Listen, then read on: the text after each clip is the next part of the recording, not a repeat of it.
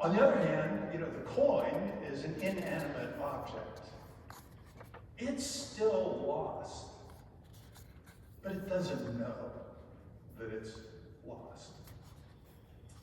And so with all of that as context, I want to look at this passage tonight from two very different perspectives. And the first is from the perspective of somebody like you or me who actually goes searching for somebody in our life who may be spiritually lost.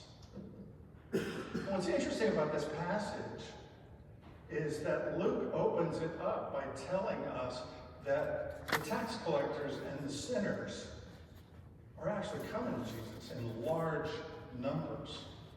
And the question is, how did that happen? Why? What would be appealing to them, given the fact that they have made these choices and decisions that have caused them to wander away from God? And the answer to the question is, they are there because Jesus had already gone to them. And he was their friend. And he just spent time with them.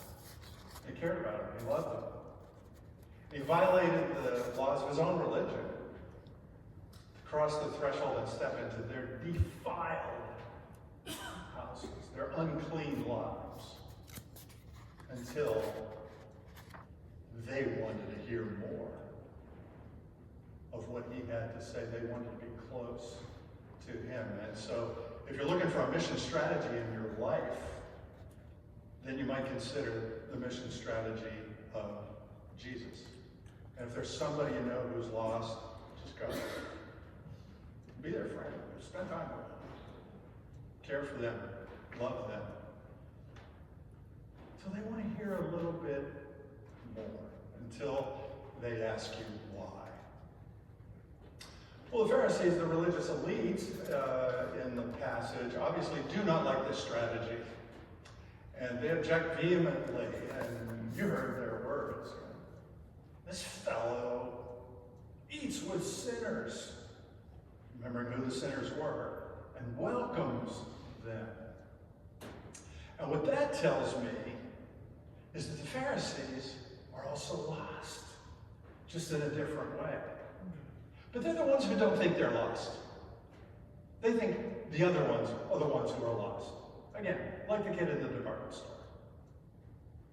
But they're really also lost. They're lost in their legalism. They're lost in their religiosity. They're lost in their hypocrisy because they speak eloquently about religion. But the spirit of a loving God is actually far away from them.